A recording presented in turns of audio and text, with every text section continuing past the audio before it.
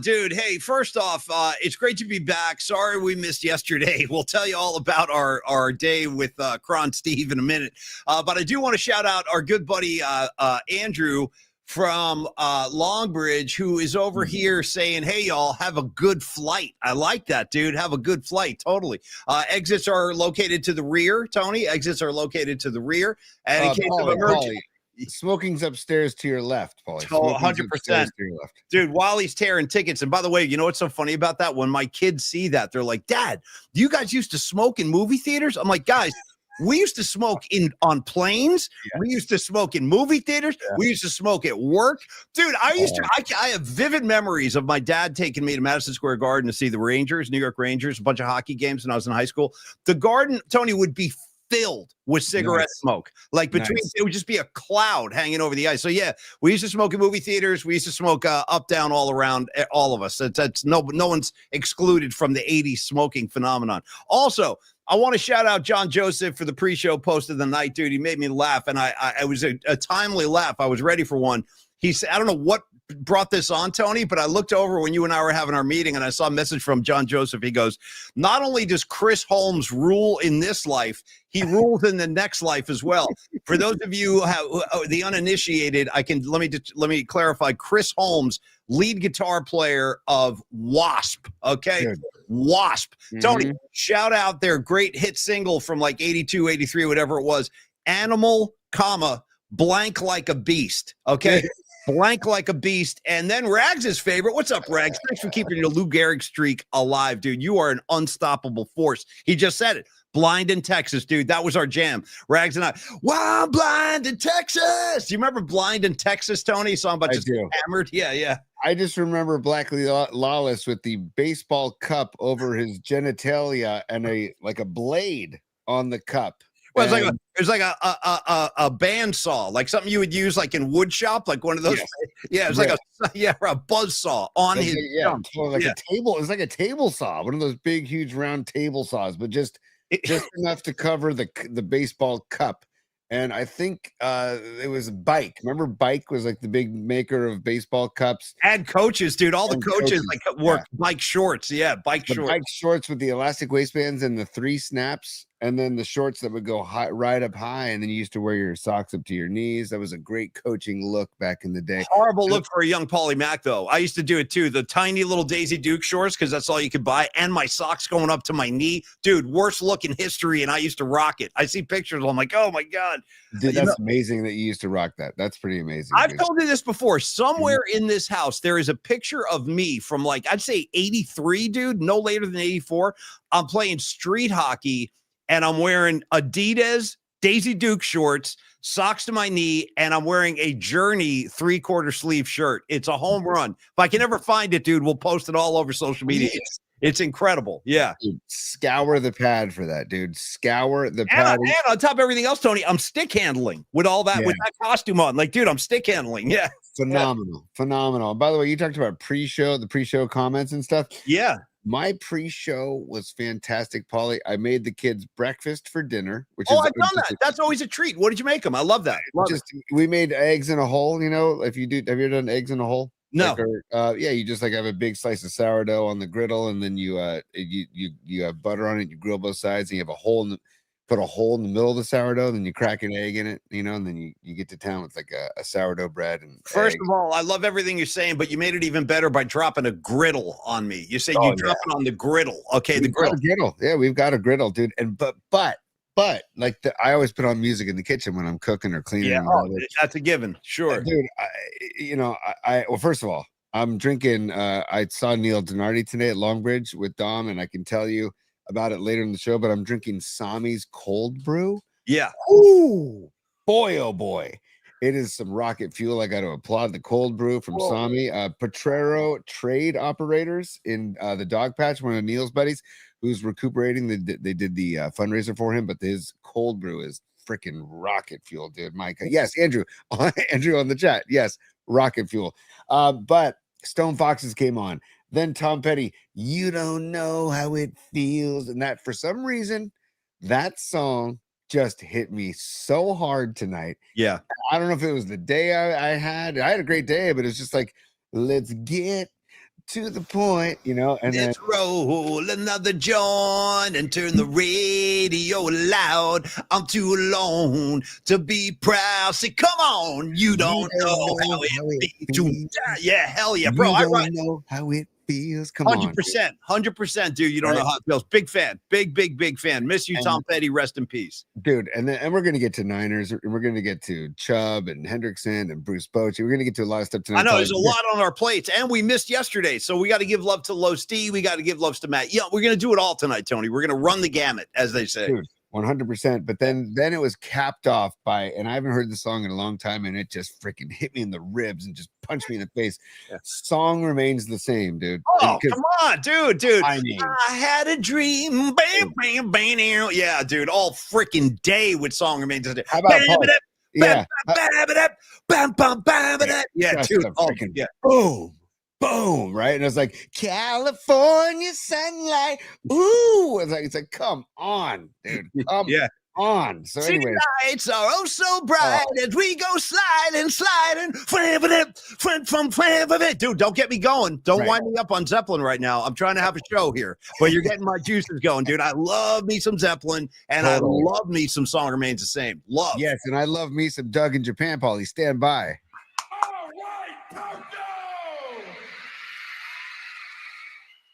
See Doug in Japan checking in on the chat. Just want to give Dougie some love. Dougie Fresh and the Get Fresh crew of Tokyo, Japan. Dude, Doug in Japan is joining the Zeppelin love. He says Swan Song Forever. Hell yeah, Swan Song Forever, bro. I'm with you, Doug. And thanks for joining us tonight, man. Great to see all you guys. Dude, great to see all y'all. Paulie, dude, like we said earlier, a lot to get to. We have some fun birthdays to get to later on in the show.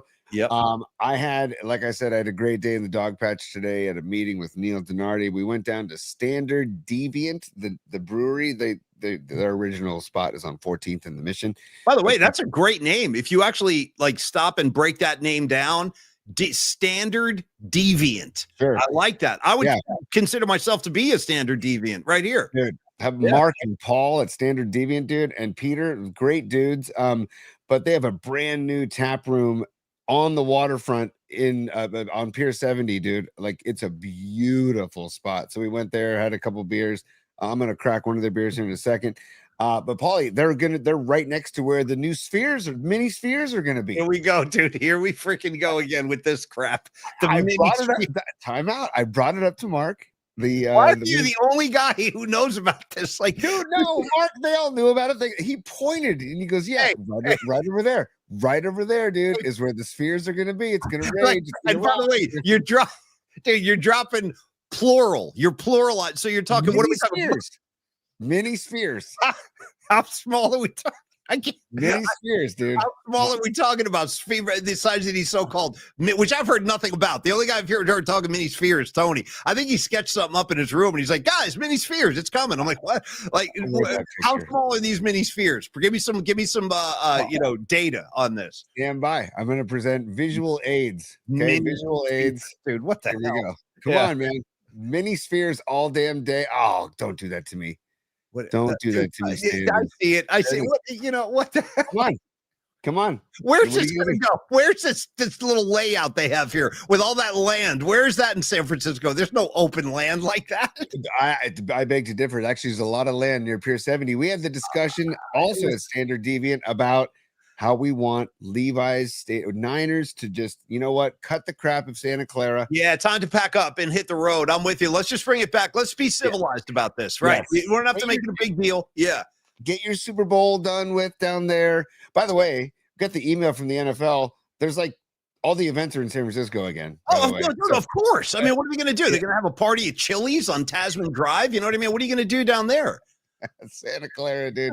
Anyways, so we were talking about how, dude, have it make it be the sports mecca of the world, man. With you got Oracle, then Chase Center, then just go a little further south near the little spheres, near the mini spheres, and near the new Standard Deviant tap room, and have Levi's Stadium or the new, whatever you want to call it. We were talking about Long Bridge Park, you know. I love Long Bridge Park. How about Don Peralta Fieldhouse? Yeah. Hey, dude, you just said near the mini spheres. You just said it again, near the mini spheres. Okay. Yes. Let me ask you this, Mr. City Planner. When are these so-called little spheres going to take shape and actually be open to the public? I can't wait for this. When's this Paulie, happening? I believe that construction has already begun on the actual spheres. And let's see, Pier 70 development. And let's see, the arts are leading San Francisco's comeback, and we continue to see why, says Mayor Daniel Lurie in a statement. Elevation Sky Park will transform Pier 70 into a one-of-a-kind destination for immersive art, music, and community connection. Listen, all right, book me a gig at the mini sphere. I mean, Tony and I can have a Polymac and friends. Oh, and speaking of, by the way, please do come on down to Brisbane Inn this Saturday. I know where the music starts at 7 p.m. It is a Polymac and friends gig, which means I will have kind of rotating musicians coming and going throughout the night. Some familiar faces like this guy right here. Creative Tony's going to join me for a bunch of songs. One of his buddies, Buckethead Mark, is going to sit in on lead guitar. I got the legendary Bob Marcucci on drums, and he is like the secret sauce behind the entire success of this operation. Then you got Dave Drutz on bass, the great Drutzy, one of the probably the best sales manager KMBR ever had. And you know what that means? He's too good. Get rid of him, which they did. But he will be joining us on bass. So come on down. Come on down to Brisbane Inn Saturday night, 7 p.m. Hope to see you down there. Mini Sphere gigs are pending. We're talking to management right now. We're working out the contracts. Yeah. Volley. What can I say? I'm thrilled. Hey, cheers to you, Tony. Thanks, man. You, Tony is my buddy today and yesterday. So this bud's for you, man. And even though I'm drinking wine. Yeah. And I'm drinking, this is from Standard Deviant today. It's called Hop on Muni. Hop on Muni is the beer. Can I tell you just a little public service announcement real quick for the Muni system in San Francisco? I'll tell you this right now. I have personally, I have zero problems with Muni. To me, it's a gift because you guys haven't been in other cities where it's mayhem with the public transit. I think Muni's always been pretty good. I used to ride it all over the city when I was a kid. I wrote it in the 90s when I was working at KMBR. I used to take the bus to and from. In fact, the night we got thrown out of Katie O'Brien's and I was soaked in beer from head to toe. I had to ride Muni home, dude, drenched in beer, and nobody would come near me. I had like a whole row of seats to myself. Like everybody was like, damn, what's this guy's problem? Because, dude, I was soaked in beer. And Muni didn't blink. They were like, yeah, sure, you can have a ride. So anyway, shout out Muni. I got no problem with Muni. I back it. I do. Nothing wrong with Muni as well. I lived on the 38 Geary line for years. Dude. Shout out the Dirty 8, buddy. The Dirty 8, the Fulton 5, dude. The Fulton big 5. Fulton 5 guy, dude. Big Fulton 5. Tony, big 31 Balboa guy. Okay. Yep. You ever do any J Church? You ever do any J Church over there? Oh, dude, J Church over to Eliza's for some great Chinese. I think that the Fillmore bus will take you like down to, I think it goes all the way down to like Fisherman's Wharf and then it comes back up Fillmore. I mean, the system, I'm telling you, again, I back Muni. If Danny Lurie needs me in the mayor's office, just give me a shout. I'll give you a PSA for free. Dude, by the way, Danny Lurie's doing a heck of a job so far, I gotta say. So I'm a Lurie fan. I'm also I'm just a Lurie fan. I like Lurie too. Yeah, I like him too. He's a straight shooter, man. He seems to be anyway. Yeah. I look forward to grooving with him at the mini spheres when they open. Seriously. You know what I'm saying? Hey, Andrew Markoulis just caught my attention again because I hadn't heard this or seen this name in quite some time. Dude, are you talking about Eliza's Chinese food, Andrew? Is it because if you are, I just said take the J Church to Eliza's Chinese food. Yeah. I didn't get that. I'm sorry. I must have been reading stuff. But dude, no, 100% best Chinese in the city, hands down. Well, Nanking though, see. There are options. There are options. You got options. Depending where you are in the city. Yeah. Depending on where you are in the city. Also, Paulie, while sitting at Longbridge Pizza with Neil in the afternoon today, all of a sudden I hear the bass clap from Seinfeld and then crowd laughter. And I look at Neil and I go, dude, is somebody in your restaurant watching Seinfeld right now? Yeah. And dude, we look around the corner and there's a dude watching Seinfeld loud as hell on his phone, cracking up. And I'm like, this is just, I told Neil, I said, I want to go introduce myself to this gentleman. If I wasn't going to disturb his groove, I would have went and introduced myself, but I didn't. I let him just rock Seinfeld. So the particles are flying, dude. Yeah. It's a great day. Shout out to Standard Deviant. if you get some of their beer on 14th Street in the Mission or their new tap room, fantastic. And then just a great hang with Neil. And dude had ordered the hot and honey, but I got half of it with Copa and half without. So ooh, rock and roll, Tony. That sounds great. One final comment on Eliza's too. I got to tell you guys, I think it was Andrew again talking about dishes. I'm a monster fan of their mango beef, dude. The fresh chopped mango. It's so effing good. Making me want to drive to the city right now and pick up some mango beef. It's been a while. Anyway, great to see all you guys. Tony and I, we had to skip yesterday because of our Cron 4 commercial shoot. And Tony, it was just to recap that for the audience. I mean, first of all, here's a question to ask. I didn't ask this yesterday. When is there we go. Here's some footage. Behold. Yeah. There we go. This is the back room of my house. I don't look thrilled right there. You know what I mean? Like, yeah, it was a long. Neither of us. Paulie and I are like, what is going on? They're transforming this back room into like a little studio. That's Art on the left, the cameraman. No, Art and Steve were money. Those guys, we would have been dead in the water without them. They were like, but you start to learn about the science of TV because Tony and I are not. Look at that. Look at us on the screen over there. Oh, that's for later. That's for later. Oh, did you see this? Yeah. So anyway, like at one point they were like, all right, Paulie, face Tony. But put your elbow on the table because I want to get your shoulder in the back shot. I'm like, okay. So now I'm sitting here with my shoulder. And at one point, dude, they kept saying, you guys get closer. You guys get closer. Get closer together. Because they were doing all these different angles. So Tony's here.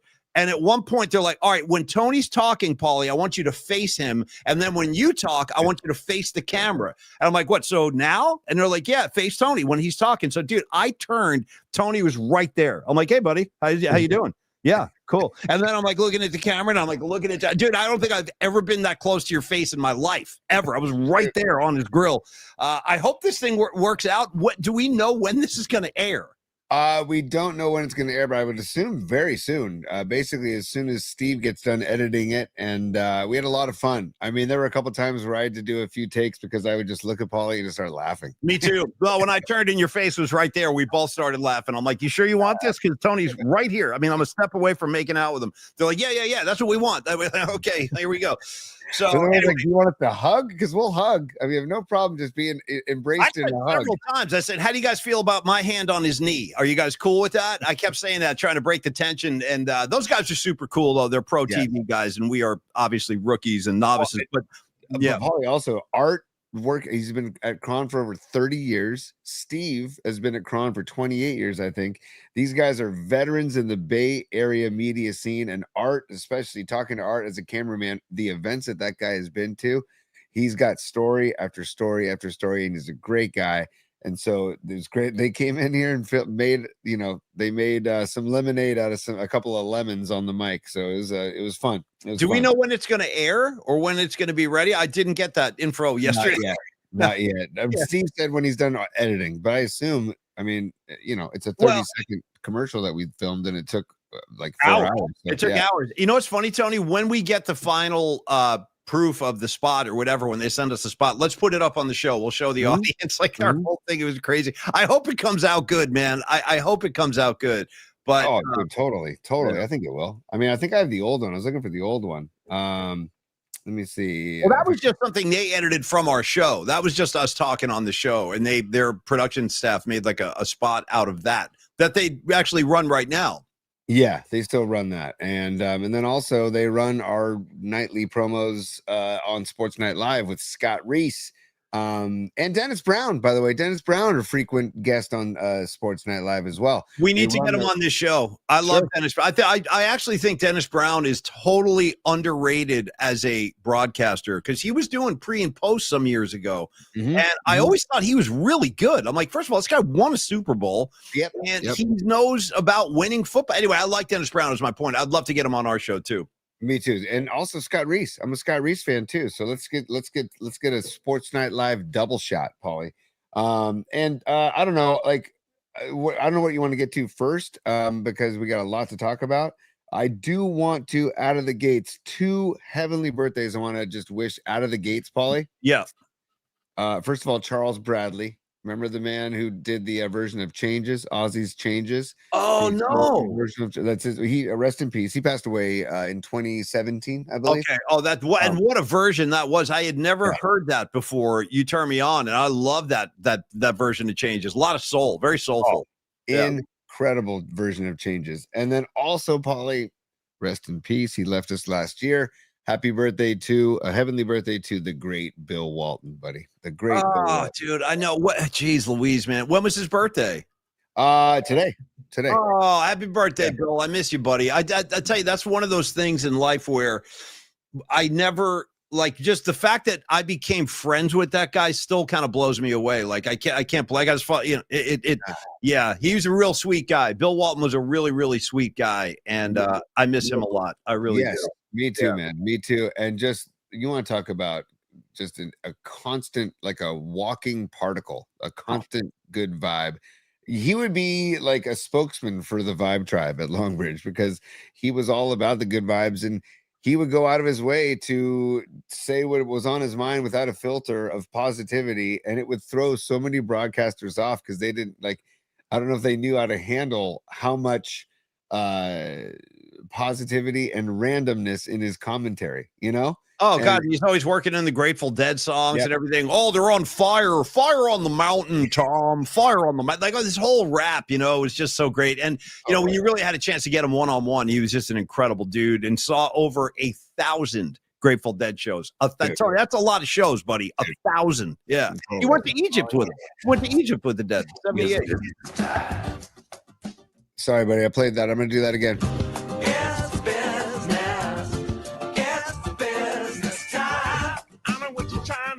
Trying to say it's time for business. It's business time. Ooh. Okay, Ooh. buddy. We have some supers we got to get to. So Before you read the supers, I want to remind you that you need to glove up for the night flight. Bar None didn't give you that glove for nothing, buddy. No glove, no love. You know how it goes. Okay, you're gonna have to stand by for a moment. Hand All right, go get your glove, and I'll set the table for everything else going on. So, guys, I do want to talk about the 49er injuries because, as usual, it's always a lengthy list. We're going to keep you posted or keep you updated, rather, on Golden State Warriors scores. They are currently up by 5 in the third quarter, or just about to start the third quarter, 62-57. No Steph Curry tonight. I think everybody's probably heard by now. He's caught this kind of funk that's going around. A lot of people are getting sick right now. And Steph Curry is now on that list. Anyway, he's off tonight. Bruce Bochy back to the Bay. That's a talking point I'd like to get to tonight, too. Sounds like that's going to happen. I think that's a great move. Are you gloved up, T? Gloved up, ready to go, buddy. But first, let's get to the supers. I heard you talking about Bochy. I heard you talking about Curry, but let's get to the supers first. Yeah. In the form of yen, all the way from Tokyo, Japan. It's our guy Doug in Japan. He says Mac 10 to CMAC connection is in the yen. 1023 yen is his contribution to the show. Thank you, Doug. Right. Love you checking in from Japan, buddy. And yes, Thanks, Mac Doug. 10 to Much CMAC. love. I just from now on, Paulie, I just assume it's Mac Jones under center every week moving forward. I assume that we won't see Ayuk this year. I assume we may not see Pearsall the rest of the year, although I think he's making his way back to practice this week. Well, it's funny you say that. Today. Okay, I think I have the whole list. You want me to go through it real quick, or let's finish the super? Let me get to the supers, and then you can get to your list, Paulie. Stand by. Yeah, I like a good list. Yeah, of course. And then Escobar Cheeks the third. He says, "People, nice. People come and people go. Some grow young and some grow old. Hell yes, Cheeks. No, not to grow old, grow cold. What did I say? You said grow old, which is fine, but the actual lyric is what he wrote up there. Some grow young, some grow cold. That's a great lyric by Tom Petty. Subtle, but great. Yeah. Totally. And then thank you for the super, Escobar. Ian checking in. Ian Weiland, he says, new community adage. Being peeing ain't easy, but somebody's got to do it. I love that, Ian Weiland. Thank you, brother. Great. That's great, Ian. Thank you for the super, dude. That's awesome. Pimpin', PMP and ain't easy. And then we've got we don't need no stinking badges. What's up, Greg? He says one sphere makes you larger, one sphere makes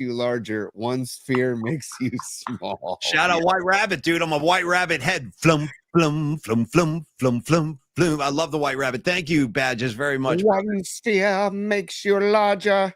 100%. Are you still going, T? Still going, buddy. Still Okay. going. Okay. Escobar Cheeks the Third returns with another super and says, "Smash the like button." Thank you for saying that for us, Escobar. I was just telling the gentleman Paul today, who's the brewmaster at Standard TV. We were talking about the show, and I said, and he goes, "So do you tell people to smash the like button?" I go, "Yes, dude. We actually say that." And he goes, "Doesn't it feel weird to say?" I said, "Yes, it does." So yeah, but you might as well smash it while you're here. Smash it like you mean it. And hey, Karen Bell, always great to see you in the red glasses. Thanks for coming on board tonight. She's playing she's playing the Polymath Creative Tony kind of playbook here. She goes, I had a Manhattan, shout out Creative Tony. And I had a glass of Pinot, shout out Polly Mac, when I was out. But now I'm having another glass of Pinot. Well, that makes the two of us, you and me, Karen Bell. Cheers to you, kid. That one's for you. And if it's the two of you, Utah, give me two. that's just all. Utah, well, I thought you were going to drop a Kaniki. I'm seeing two of you, man. I'm seeing two of you. Yeah, at Thunder Road. You know what happens when you get hit in the head with a door at Thunder Road. You got to let Travolta take over at that point. Yeah.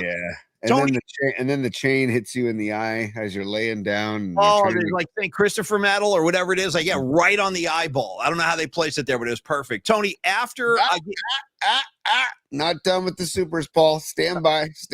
We have one more super. It's we don't need no stinking badges again, dude. Doubling up. Thank you, Greg. You and Escobar. He says, Paulie, quote, love glove. I think that's like a play on love gun. Is that what you're doing? Love glove, love glove, love glove. I feel you. But Badges is feisty tonight. I like that. Good to see you. I hope he's wearing the bullet vest right now while he's watching the show. I hope. Do you remember instead of love gun, low gun for Logan Webb? I did. That one didn't really take off. No one knew what I was doing right there. It didn't take off because of a certain somebody didn't really, embrace it. Right. Yeah. Somebody didn't embrace it out of the gates the way it should have been embraced because I thought it was freaking great. Logan. Did you? Yeah. Anyways, we don't have to go there. No place for hiding, baby. No place to run. You pulled the trigger of my Logan. Hey, we gave it a shot. What are you going to do? All right, Creative Tony, check it out. Are you still going?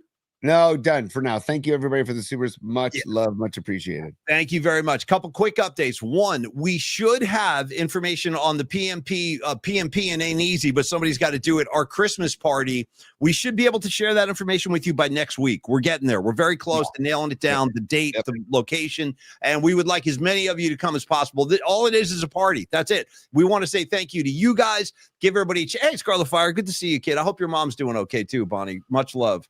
Much love to you and much love to your mom. Anyway, that's one thing. We'll have that for you hopefully by next week.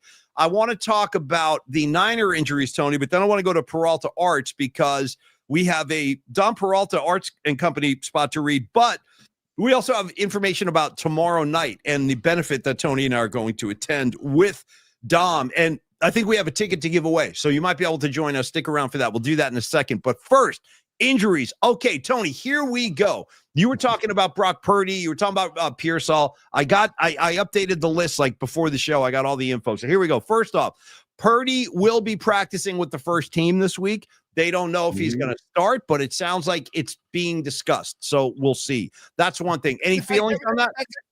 That's the situation every week, the last few weeks. It's like it's a broken record now. And dude, I get it, man. It's turf toe and it's lingering, and he can't probably put full pressure on his foot.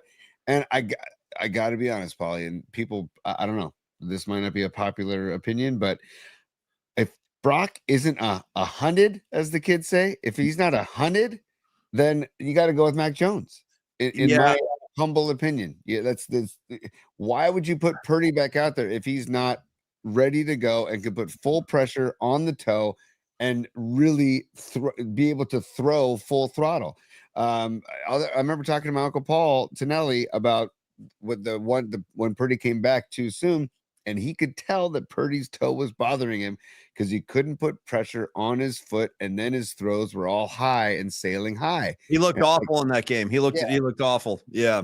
So, and again, we've heard Shanahan say this is Brock's team. When Brock's ready, it's his team. Blah blah blah. Yes, agreed. But in the meantime, Mac Jones, right? You got to go with Mac Jones, and I don't know. Mac Jones is playing good ball. He's talking to who was I talking? Oh yeah, the guy Paul from Standard Deviant today. He was like, You don't know how lucky you are as a 49er fan to have Mac Jones as a backup. He goes, we got Marcus Mariota coming in after Jaden Daniels. And Mariota is not like a horrible quarterback. It's just, it's a major drop off from Jaden Daniels to Marcus Mariota. Whereas with Brock and Mac, it's not nearly as much of a drop off. And so Which starts to make you wonder, man, they just threw a Brinks truck at Brock Purdy too. And not only is he not played, now that keeps coming up. Like Mac Jones is not that far away from Ricky Pearsall. Makes you thinking like, geez, should they have given him all that money? I have no problem with the contract. That's what you got to pay guys now to retain them for a quarterback like that. So but I kind of agree with what you're saying, because if Brock Purdy comes back this Sunday, first of all, think about the assignment. Dude, you got to play the Los Angeles Rams, who are going to come in here with a major attitude, major chip on their. They need this game. Listen, the Niners are 3-0 in the division. That is like their saving grace right now. Yep. And the Rams, they need this game. You can't have two L's to the same team. So the Rams are going to be playing their guts out. I guess my question is, do you want to throw Brock Purdy to those Wolves? His first game back, you're playing a division rival Rams team that's really good with a 6-2 record. The Niners are home dogs. Dude. Yeah. As of right now, the 49ers are getting 4.5 points. That's a pretty big spread for a division game for a home team with a 6-3 record. So I don't know. I got mixed feelings, man. I got mixed feelings about Brock Purdy coming back, especially against the Rams this week. I don't know. It's just it's a big ask. No, totally agree. I totally agree with everything you just said, Paulie. But I do feel this whole, when everybody zigs, it's fun to zag. Like everybody, I've listened to people on social media as well. Oh, expect the Niners to lose this weekend. Expect the Niners to lose this weekend. And when everybody's saying that, then I think, oh, that makes me think the Niners are going to pull it off this weekend. And I don't have any stats for that. I don't even it's just a vibe thing. And I'm not saying Levi Stadium is some huge home field advantage, but they are at home, and the Rams will not be represented in the stands. That's that for damn sure. It's going to be Niner red all over the place. And by the way, can we confirm the Niners are wearing their reds on Sunday? I cannot confirm that. I don't know that. Who knows what they're going to wear? They might wear polka dots on Sunday. Who knows? We'll have to tune in and see. But here's some other injuries. So you mentioned Pearsall. I actually have the opposite of what you said. That first of all, he has not sustained a setback. But Shanahan did say, I think this quote is from yesterday, he said, Pearsall, his recovery is taking longer than expected. So we're not going to see him tomorrow. And then here's the walking wounded. Here it comes. You got Bryce Huff with the hamstring. You got Jake Brendel with the hamstring. You got D. Winters with the knee. You got Bethune with the thigh. All of those guys are limited in practice, which again, it just makes the assignment all the more difficult against a tough divisional opponent in the Rams, who really, really, really need this game. So, I'll listen. I'll be happy to see Brock Purdy. It's not like I don't want to see him, but I just want him to come back when the time is right. And if Mac Jones can deliver a win, I'll take Mac Jones. I really don't care who's under center at this point. Just give me the wins. And speaking of that, Rags, dude, we haven't talked since that game. Dude, my condolences, bro. I'm sorry. I can't even imagine. No. Stop. Come on. We got to remember. It's a friendship thing. It's not about Dallas. It's about my friend. I feel bad for Rags. I love Rags. Yeah. But we got to remember, it's the freaking Cowboys, dude. Come on. You didn't enjoy that?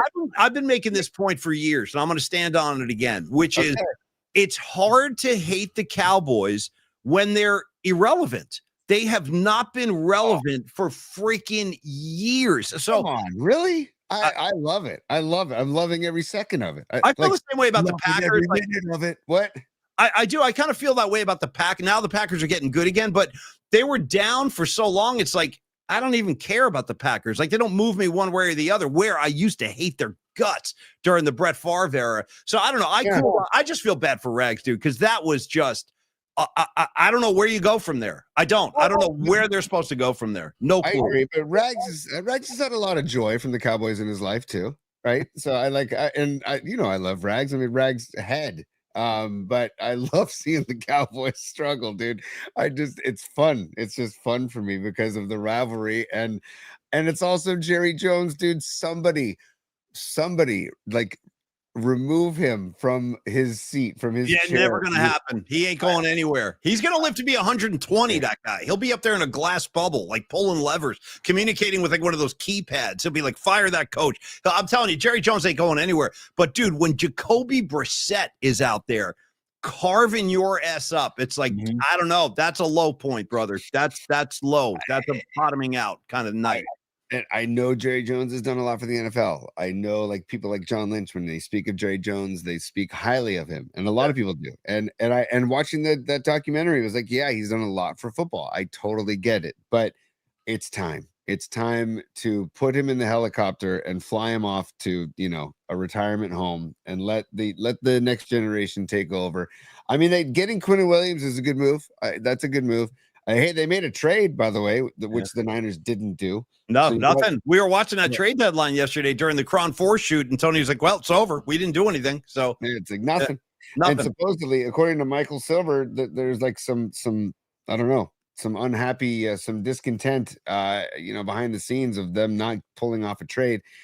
Here's the thing, Paul, you and I talked about this yesterday, is that the Niners had no leverage.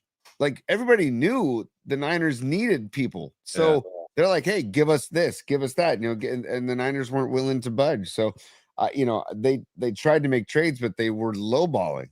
And people knew that they didn't have to take their lowball offers because the Niners needed the players more than they needed to get rid of them. So, have you changed your tune on Juwan Jennings after his monster performance? And I'm kidding. After his performance in Meadowlands, where he scored a touchdown and immediately started dancing with like a rehearsed routine. He had like a 3-man dance troupe out there in the end zone. I'm like, really, Holmes? You're going to be dancing right now? You've had a crappy year, but go ahead. By the way, dude, speaking of that, I was watching the Warriors last night. They were up by 20 at one point. There was some dude, some scrub on the Suns hit some jump shot as they were down by 20. And dude, he's blowing kisses. Dude, you're down by 20, man. And you're blowing kisses. All right. I don't know. I don't get it. I don't know. I don't know. No time. I mean, last time I checked, the Warriors and Kings are at it. It was tied at 66, but that was a few minutes ago. So I'm looking for it's 75-71 dubs, 6:23 in the third left, by the way, in the third quarter. Well, listen, our whole initial game plan is way off track now. So we got to do 4 sponsor reads. So let's give Dom Peralta some love first, because I want to talk about that event tomorrow night. So first off, Peralta Arts and Company, that is where, as I've said in the past, graphic design, illustration, music, and pop culture, Tony, it's where they all collide at Peralta Arts and Company. Peralta Arts is a full spectrum creative studio specializing in bold graphics, vibrant illustration, visual storytelling, and carrying forward the spirit of legendary Bay Area artists. When you think about striking posters, iconic album covers, immersive event branding, and that unique artistic perspective that Dom brings to the table, now you're talking. Now you're getting a feel for Peralta Arts. They channel pop culture, music, and energy within the Bay Area community into every single project. That would be logos, posters, fine art, brand visuals, all the while celebrating Bay Area culture. And don't forget, man, listen, your next project, your next kind of event, you guys deserve bold visuals too. So call Dom Peralta and let him go to work for you. You're going to be thrilled with the results. Peralta Arts and Company will bring all of that to life with Bay Area soul. I know you got soul. So contact Peralta Arts and bring your next vision to life. Dom is a sweetheart. Call him anytime. Easy guy to talk to, 650-796-3144. Or you can email Dom, at Dominic@stellar.design. One more time, Dominic@stellar.design. Thank you, Dom. We love you. And there is an event tomorrow night up in Mill Valley that Tony and I and Dom will be attending. It is the Gift of Sight event, where we're going to try to, raise some money and shine some lights on children that struggle with those types of issues, vision and sight, or, with their eyes. And this is where we can all kind of lend a hand. Now, turns out, through the generosity of Dom Peralta, because this is a guy, his generosity cannot be stopped by man, by tsunami. It just cannot be stopped. So Dom said right before the show, Paulie Mac, I got a ticket, give it away on the show tonight. Let's do it right now. If you're free tomorrow night, throw a jacket on and join us at Mill Valley Community Center, I believe is the location, right, Dom? Just confirm that on the board because I don't have the read in front of me. But we'll be up there at 6 o'clock. I think the event goes from 6 to 9 p.m. We're going to have a nice dinner together. We will always be hanging out and shooting the breeze with you guys. So if you can make it, this would be the time. Email us right now at paulyspod@gmail.com and just use this subject line, gift of sight. The first person to do that wins a free ticket, and we'll see you tomorrow night. That'll be me. That'll be Tony. That'll be Dom Peralta. And Paulie, that ticket is at the table with you and I and Dom Peralta and his wife and Dom's family. So and Dom is one of the people putting on this event. So it'll be a sweet hang. It's a full bar dinner. It's going to be in an auction. So it's going to be a really fun event. And it's all for charity. And it's like you said, it's all for children's vision issues. SaveSightNow.org if you want to get more information about it. Or if you can't, if you're not able to email us and try and go to the event, you can donate as well. SaveSightNow.org as well. And Dom Peralta, thank you. And Paul, you did Peralta Arts earlier. I just wanted to share this just because it's Dom's work that he made for the Metallica shows. If you just want to get a piece of Peralta Arts, it's right there. Dom made these posters for the show. I think that could have been sold at the venue as a easily. It might even be nicer than the band's poster, if I say so myself. The color scheme, the whole thing. That's a badass poster right there. Totally. It's so great. And what he did with the erector set known as Levi's Stadium to make it actually artful and artistic is an accomplishment in and of itself. So great job, Dom. And we love you, man. Peralta Arts. Seriously, Dom, thank you for all the support, man. And we'll see you tomorrow night. SaveSightNow.org. Looking forward to that, Dom. And last thing on this event, I was thinking, Tony, because yesterday during the Cron 4 shoot, Tony and I were like trying to just handle some show business. And we were like, hey, man, what should we do for the music assignment this week? And Tony's like, oh, no, like Spicoli. Oh, no. So I was like, you know what? I don't know either, but we'll find something. And now it occurs to me, Tony, how about this for a concept for Friday? In the spirit of the event tomorrow night and the gift of vision, why don't we do songs about eyes or sight or vision? And there's a million of them, dude. There's a million. What do you want? Eyes without a face. You know what I mean? There's so many. So songs about eyes, songs about vision, songs about sight. We'll do that on Friday. Start digging through your records now and dazzle us on Friday, buddy. Okay. Hungry Eyes. Can we go Hungry Eyes, Paulie? The aforementioned Eric Carmen. Once again, it's a big week for Eric Carmen on the PMP show. I'll tell you that right now. And I'm never going to forget that because it was Noemi who turned me on to that. I had no idea. Yep. Hold on. I got Danny Ogden here talking Idaho at 5:30. What's he talking about? He's taking off to Idaho tomorrow. I love you too, Danny. And great job with Mike Kruko and Tom Tolbert. If you missed Kruko with Tolbert today, go to Tom Tolbert's YouTube page and check out Mike Kruko with Tolbert. It was a great conversation, man. I saw some of that actually. It was good. Yeah. Tom, that was it was great to see Kruk. Hey, real quick, Danny, do you have family in Idaho? What's his Idaho connection? I don't know, but maybe he's just going to frolic in the woods of Idaho. I love it. Dan is a frolicker. He likes to frolic. Who, Danny Ogden? Yeah, he's been frolicking for years. He was frolicking with us at Longbridge last Monday. He did a little frolicking. Yeah, he did frolic. You frolicked outside down the street. Oh, I was frolicking to the point of like almost getting arrested. My frolicking, dude. By the way, the more I say the word frolic, the funnier it's getting. Yes. But dude, I frolicked with Leah Phillips. I frolicked with Noemi. I frolicked with Ray Goodman. I was frolicking with Stevie B. And then ultimately, I did a little frolicking with Neil Donardi. He frolicked for a couple of minutes, too. I'll just leave it at that. I'm also thinking that the Frolickers might be a great band name. Just the Frolickers. By the way, Danny Ogden responding, oh, I frolicked at Longbridge. Oh, you know it. Yeah, dude, it is. Longbridge is amazing, Danny. I totally agree, dude. It's becoming like our clubhouse. And that is all thanks to, you know what, dude? Let's go right into it. The hell with it. Let's go.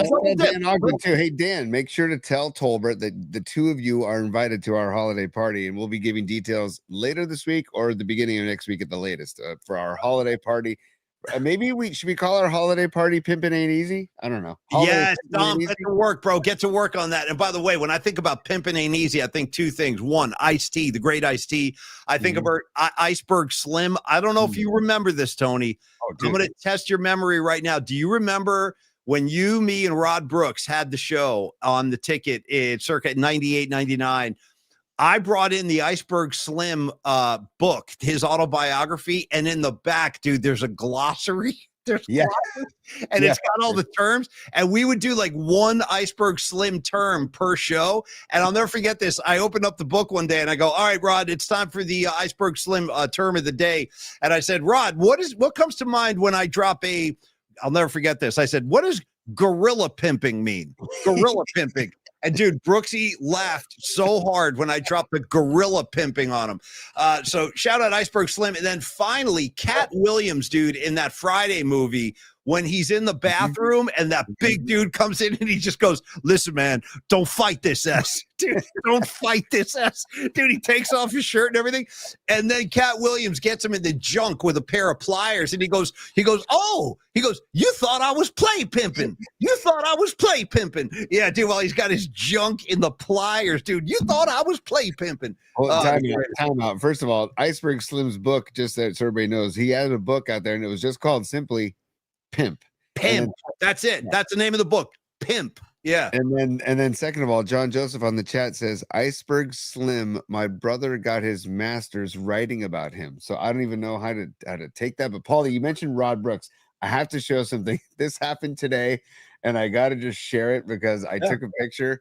I'm going to send it to Rod later, but this happened today. We're walking outside Standard Deviant, Dom Peralta, myself, and Neil Donardi, and there it was, dude. A freaking Suzuki Samurai, dude. Remember Rod's car? Oh my Samurai? God, yes. There was a Samurai parked outside, and I'm like, "Dom, can you take a picture of me in front of this Samurai?" Because imagine Rod Brooks driving one of those, and it actually looks bigger than it really is. Orange? Was it orange by any chance? I'm trying to remember the color. Rod's was almost that exact same color, but it had a big LSU sticker in the back. And Right. Yeah. And then while we're just sharing photos, by the way, is that where the mini spheres are going to be, Tony? That's a joke. Dude, you're not joking. See that fence behind me, the chain link fence? I do. Holy, that's sectioned off for the mini spheres, dude. Are you guys hearing this? I'm not joking. Dude, there are signs on the fence that say there's a project in the works. I'm telling you. Hey, when we're grooving and spinning in circles in the back corner of the mini sphere, you can see then. Okay. What kind of bands are going to play at the mini sphere? Like, what kind of artists are going to play there? You tell me. I don't know anything about this. The only thing I've heard is from you. I don't know anything about the mini spheres. And how many of them are there? 3, 4? I think three. Why do we need 3? Three's a good number. Because you have the baby sphere and you have the mini sphere, and then you've got like the grown-up sphere. How do you feel about me saying, Tony, I might just go to the Fillmore and call it a day. Just cut my losses. You know what I mean? I just good old Fillmore where Bill Graham used to roll. I'm happy over there. Give me the chandeliers and the apples. I'm fine. If you're telling me that I can take Caltrain up to 22nd Street, walk to Long Ridge for pizza and a beer, and then walk to Standard Deviant for a beer, and then get into the sphere for a show, a mini sphere for a show, and then get back on Caltrain to go home, I'm not going to complain at all. A mini freaking sphere. Okay, I'll listen. You're very passionate about your mini spheres. I'm going to give you a benefit of the doubt. I got another photo to share. This is that's my kids wearing Longbridge Pizza t-shirts and eat the Caesar salad. That wasn't the photo. What? Oops, sorry. Where is it? There it is. Look at Steven today at Longbridge. Steven is the master of the playlist at Longbridge, and the picture. I will always be the kind of punk that defends Steely Dan. I go, Steven, can I take a picture of you in that shirt today, dude? Because that is amazing. Let me tell you what, I love Steven. Yeah, I love that guy. I just love his whole vibe, man. Can I tell you a funny Steven story? I might not supposed to be sharing this, but I can't help myself. And leave that picture up while I tell the story. So at the party, this is a true story. I haven't told you this yet. I haven't told anybody this, but last Monday at Longbridge, we had the great party, and thanks for everybody for coming out. Dude, I was hanging out, and all of a sudden Steven comes up to me and he goes, "Paulie, I got something for you." And I'm like, "Oh, okay, cool. What?" And he goes, "Well, hang on. I'll go get it. Wait here." And it was over by the entrance to the kitchen, you know, that part of the Longbridge in the back.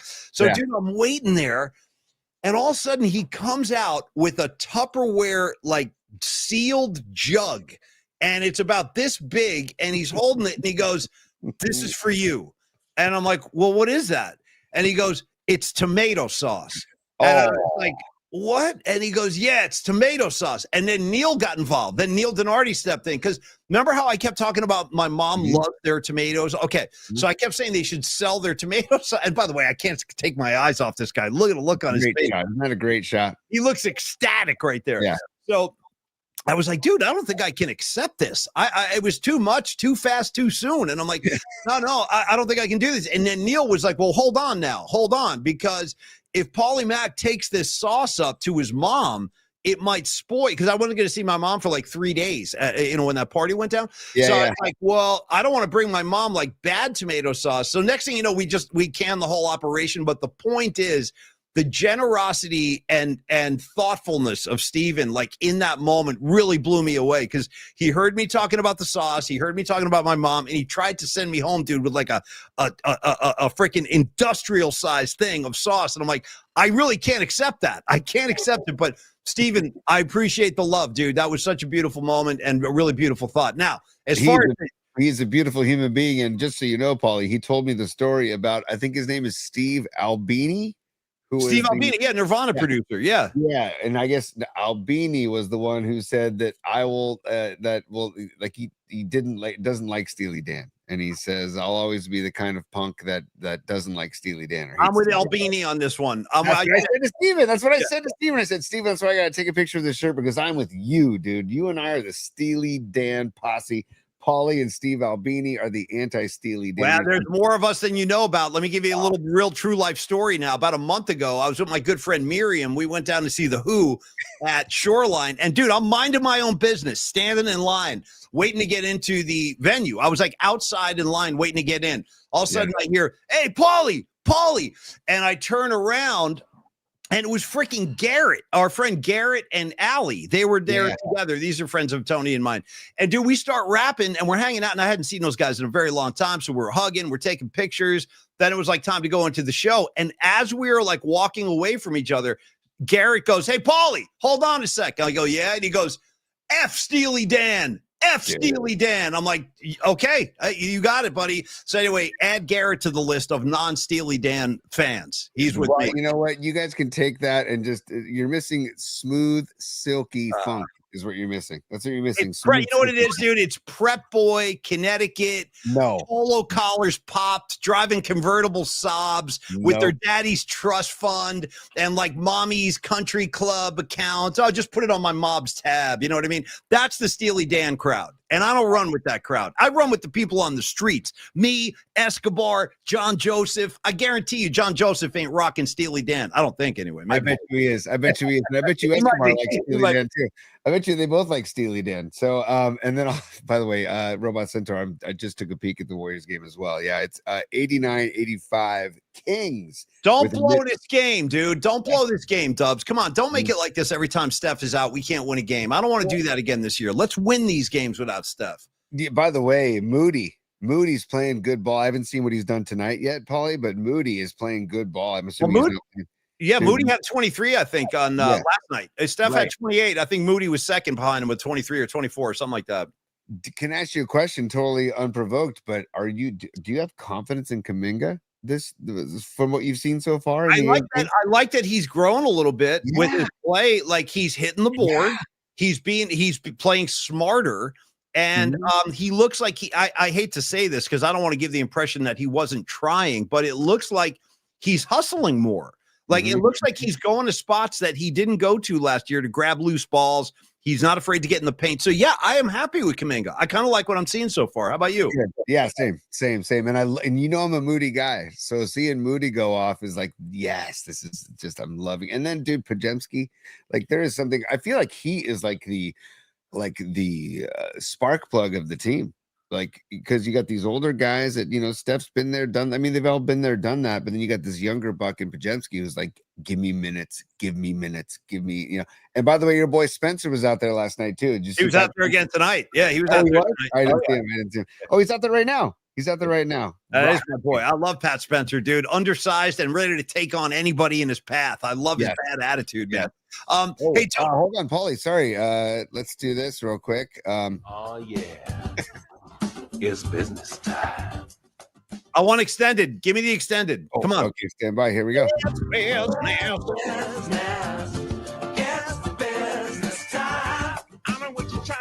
you're trying to say it's time for business. It's business time. Ooh. Oh, yeah. Ooh. Dude, Miriam's checking in, and Miriam is actually a super. Thank you, Miriam, for being a super. And she says, "Could we get the biscuit song?" Hey, if I can, Polly, yes, Miriam. The short answer to that is yes, but I'll just have to dig it up real quick. I'll dig it up, but anytime we can get the biscuit song on the show, I'm a fan of, because it makes me happy. It makes the way business time it gets Polly going. Biscuit Lady gets me going. So. We'll get it on the show at some point. No question. And thank you, Miriam, very much. Say hi to Kirsten for me. Always a pleasure to see you guys. Hope to see you at the Christmas party. Could get dolled up. I think it's going to be you can choose. You can wear whatever you want, but I think I might get like a little dapper for that. Like, let's go balls out, man. Let's get dressed. Let's have a good time at the Christmas party. Unless you don't want to. You can wear your Longbridge shirt. I'm happy with that too. Can we call it the holiday frolic? Well, we got to work pimping in there somehow too. PMP and ain't easy.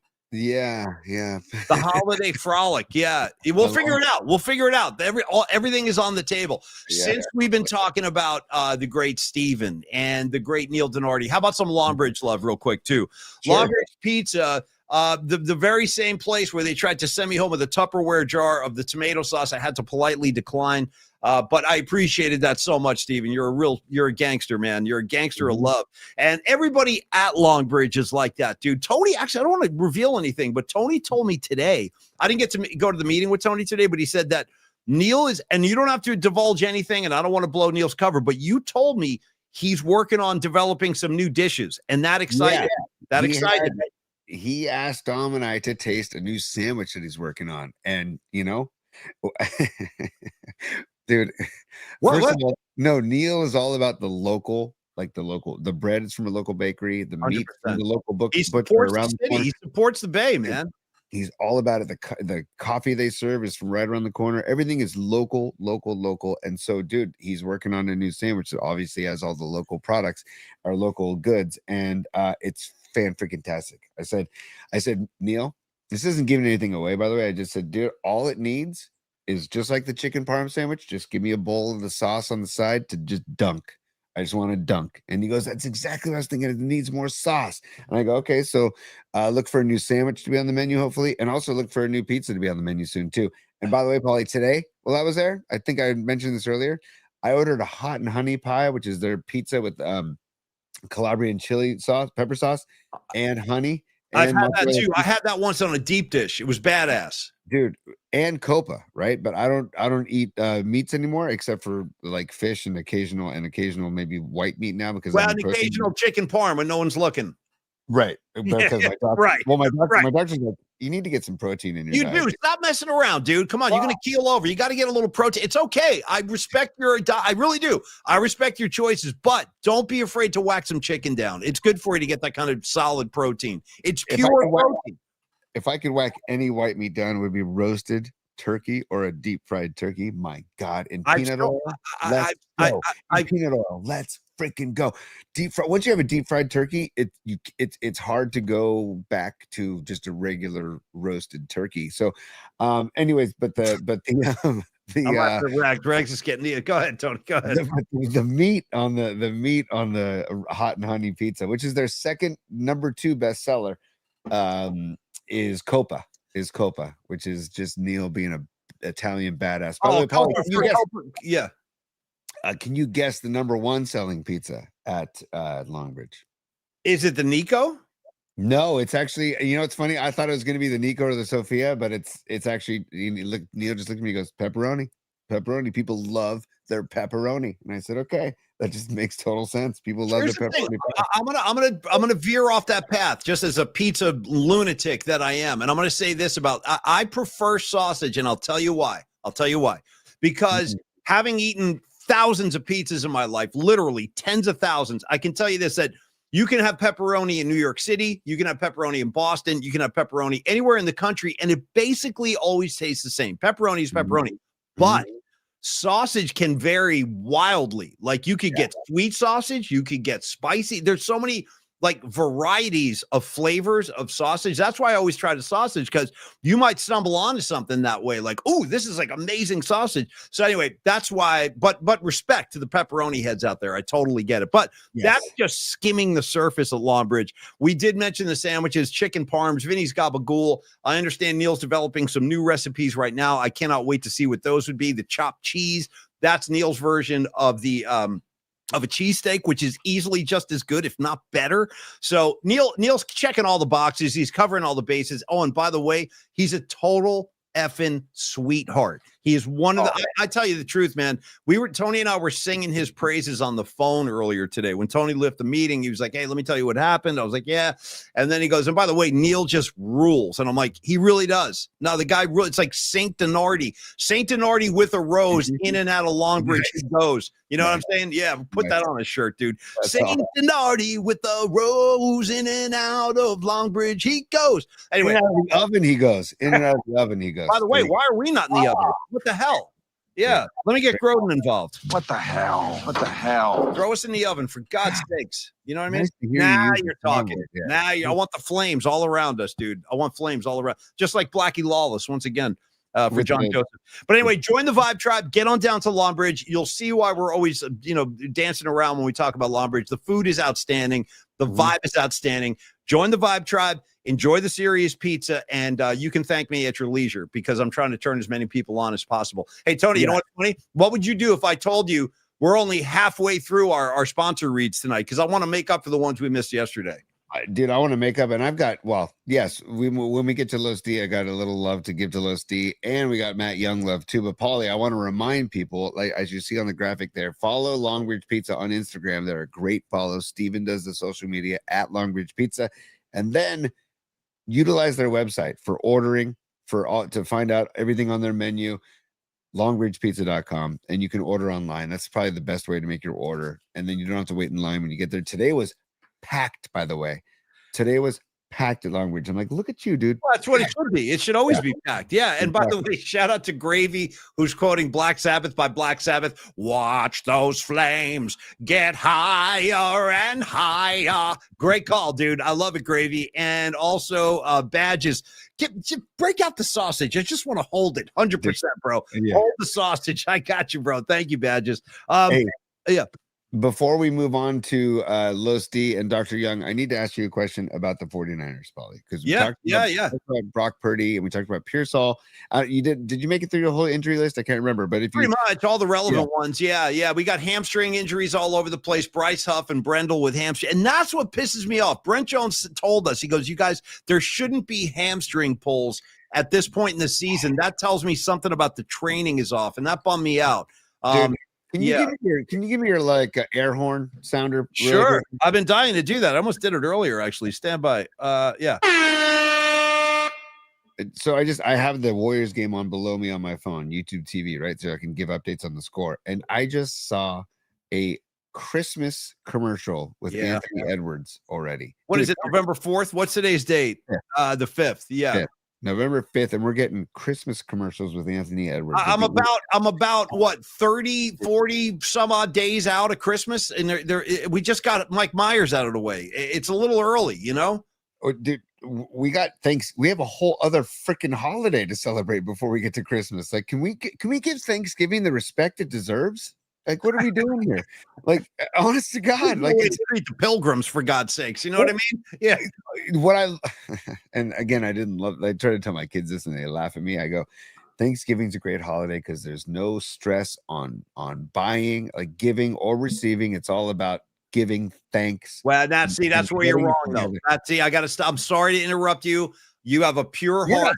You're not sorry, but go ahead. No, I'm sorry, but you got to be corrected when necessary, dude. Are you no stress at Thanksgiving? Are you effing kidding me, dude? What's this? There's no gift giving. There's no shopping. There's no. Try this on for size. Whose house are we going to? Why are we going there? Who else is going to be there? I don't want to sit with this guy.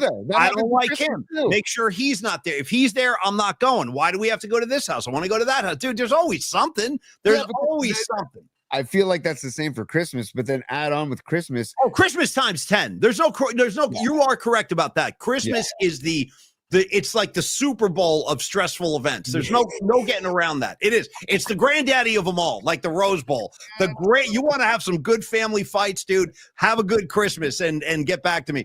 But no, Thanksgiving to me, there's plenty of stress with Thanksgiving. I might be going through on my own right now, as a matter of fact. More on that later. Yeah. I would never say, but yeah.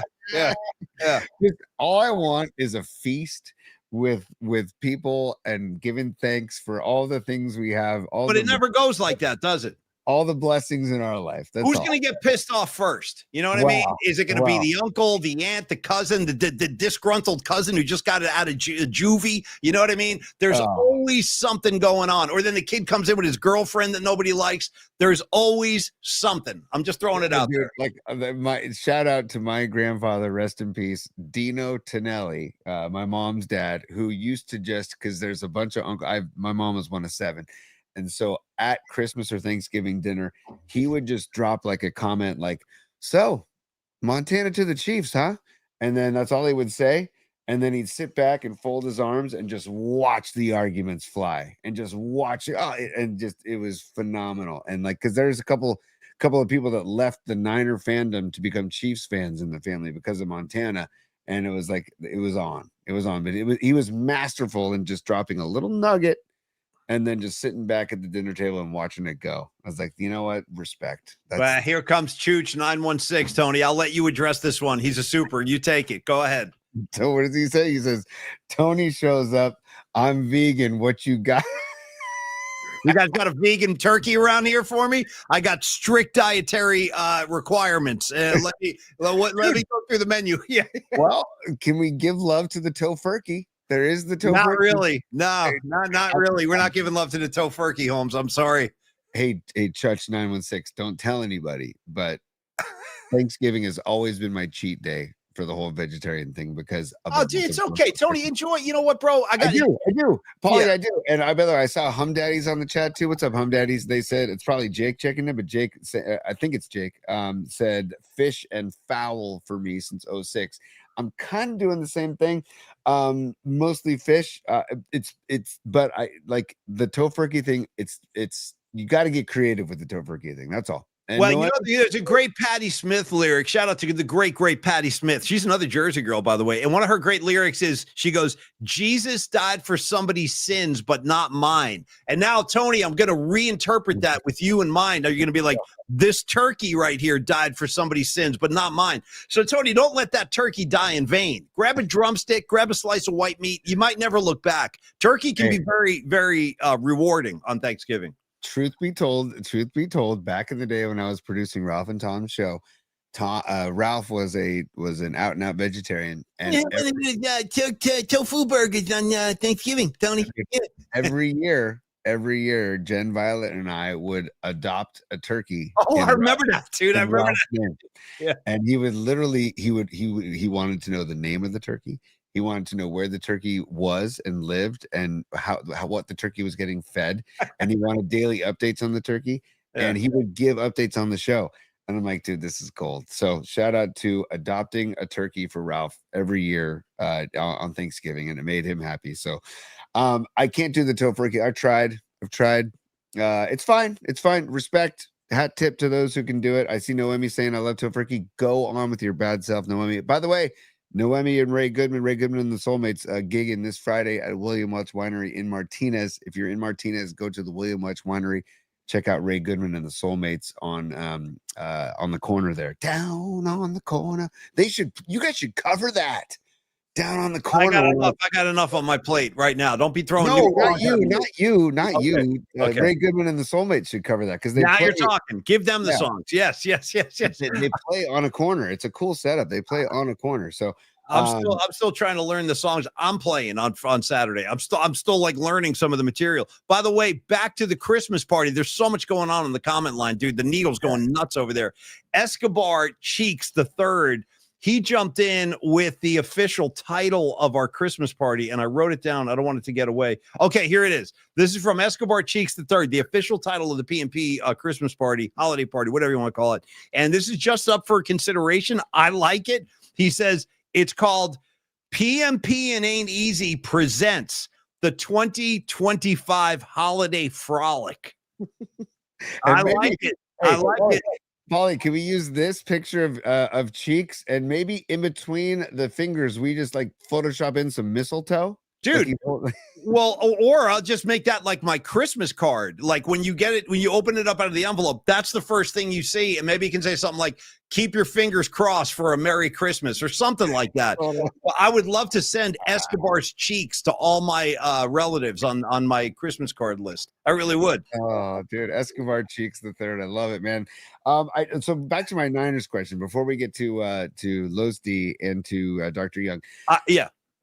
They didn't make a trade. No, Supposedly there was some discontent behind closed doors about not pulling off a trade.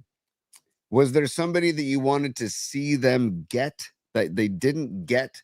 And how do you feel with the team moving forward? The fact that they didn't get a trade. That was very, very therapist office of you right there. And believe me, I would know. And Tony just said, how does that make you feel? Can't tell you how many times I heard that in the therapist office. How does that make you feel? How does it make me feel? Makes me feel like I want to rip this wall down. That's how it makes me feel. How does it make me feel that I'm paying like $500 for you to ask me how I'm feeling? I can have Tony do that for free. Tony asked me how I'm feeling for nothing. What am I giving you $300 an hour for? You know what I mean? I told you how I'm feeling, and now you're asking me how I'm feeling. What do you? So let me just get this straight. So you've just had a car crash, you're bankrupt, and you're unemployed. How does that make you feel? How do you think it makes me feel? Anyway, no, Tony, I want to say I kind of lost my train of thought. Where were we going with that whole thing? Robot Center will bring us back because Robot Center says Bradley Chubb. I was hoping for Bradley Chubb, and I was too. Fareed, I was hoping for Chubb too because I thought it was doable. It wasn't as big of a name, and a guy that could come in and contribute immediately, and then maybe just be a rental or whatever you want to call it. I was hoping for Hendrickson because I wanted some help on the edge, and I heard that there were some talks that were actually happening with the Niners and the Bengals, and I would have gladly, because what I heard was the Bengals wanted number one. They wanted first round draft picks. They had the Niners by the you-know-whats, dude. They had them by the I said here was because that's dude. They need pass rush help right now. They need that right freaking now. Bryce Huff ain't playing. Nick Bosa ain't played, and there has not been enough push up the gut from anybody else or on the edge. So anyway, I said Hendrickson, and here's the thing: you can have Juwan Jennings and your first round pick. How's that sound? You give you a wide receiver right now. Maybe be happy in Cincinnati since he hates being at the Vi so much. You know what I mean? Yeah, I don't know, man. I never thought, like, I kind of gave up on Hendrickson because I'm like, the Bengals are going to ask for the sun and the moon, and they have every right to because they knew how desperate the Niners were for help. That's why I thought, okay, I'm going to focus my sights on Chubb, and the fact they didn't even I'm just curious how they didn't get that done. I would love to have been on the phone to hear those conversations of how that didn't get done. But maybe Miami was asking for too much too. I'm guessing they were. I credit them for trying to make something happen because the word on the street was that they were trying to make something happen, but nothing got done in the end. And so now we got to hope Bryce Huff comes back healthy and comes back very soon. We got to hope that Tatum Bethune keeps playing the way he's playing. We got to hope D Winters keeps playing the way he's playing. And we also got to hope that the O-line protects Mac Jones or Brock Purdy. And they're 6-3, dude. And if they were to pull off a win over the Rams on Sunday, then they're in the driver's seat, dude. Oh, big time. Big time. That would bring them to 4-0 in the division on top of everything else. I mean, that would really set them apart. No question. It's a huge game, man. It's a big game for both teams. You know, Brock Purdy, you're talking about that offensive line. Can the offensive line protect Mac Jones? Can the offensive line protect Brock Purdy? People always say this when I always say, like, I hope, because I'm not thrilled with this offensive line. I'm not crazy about the whole season. And I've said, what about putting Brock Purdy in harm's way with this line being unable? Mac Jones gets sacked all the freaking time. I mean, they've gotten a little bit better. I think it was a little bit better in the Giants game, but he's taken a beating this year. But you think about but it's the Giants, right? No, I know. Right. No, good point. No, good point. Good point. So but you go against the Rams defensive front, it's a different deal. And it's a different deal, but I would just offer this too. And if you don't like this, swat it away. But tell me what you think. Like, yes, Brock Purdy is mobile, but how mobile is he with that freaking toe? Like, I know he can run out of the pocket when pressure's coming. I know I've seen him do. We've all seen him do it. But can he start, stop? Can he cut? I don't know. Nobody knows. So that's the thing. It might be putting him in a bad situation. That's my only concern with Brock Purdy this week, is that it's a hell of an assignment to give him for the first game back. I don't know. Right. Hey, by the way, Warriors score real quick. 104-103. Dubs are down by 1, but Will Richard, as a rookie, has got 25, and he just dropped a 3. So rookie Will Richard going off for the Dubs, and he's playing really well tonight. And but Paulie, back to your point about the Rams. They're coming, like they smell blood in the water, man. And so they're gonna, like you said, they need this win. McVay is going to be like on a pogo stick on the sidelines, jumping Come around. on, guys. We know what to do. We've been to Levi's before. We know how to win down here. Come on, you guys. I gelled up extra gel for you guys today, just for you. Yeah, running around. Imagine McVay, like, because he wants to be like eye level with some of the players, just on a pogo stick, dude. Like, bring back the pogo stick, man. McVay drives me nuts, dude. I got to give him respect, though. He's got a good team year after year after year after year, and he's doing something right down there. Tony, speaking of doing something right, and I want to get to the two. What do we have? Yeah, two supers? Yeah, we got a couple supers. You want to do supers? Let's do supers, and then let's go to Los D. Supers and Los D. Okay. You got Don Peralta, I love it that you're a super, dude. Thank you, brother. But he's also saying happy birthday to young Escobar Jr. So heck yeah, dude. Happy birthday, Escobar Jr. Yes. That's fantastic. So Escobar Jr., happy birthday. I don't know. Escobar, check in on the chat. How old is young Escobar Jr. turning today? So happy birthday. And Dom, thanks for the heads up on that. And by the way, Escobar Jr., you share your birthday, as we mentioned, with Bill Walton and Charles Bradley. We talked about them and their heavenly birthdays, but also Art Garfunkel's 84th birthday today. And Paulie, your guy, my guy, who, you know, I was hoping would be able to celebrate a Blue Jays victory in Canada. Brian Adams is 66 today, buddy. Brian Adams, 66. So happy birthday to Brian Adams. Shares the birthday with young Escobar Jr. Cuts like a knife, but it feels so right, Tony. I've been telling you for years. I'll defend that track. Great track, dude. I'll defend cuts. I love Run to You. I love Cuts Like a Knife. I love. How about you did a duet with Tina Turner? It's Only Love. Another great one. I need to feel your touch. I'm gonna run to you. Okay.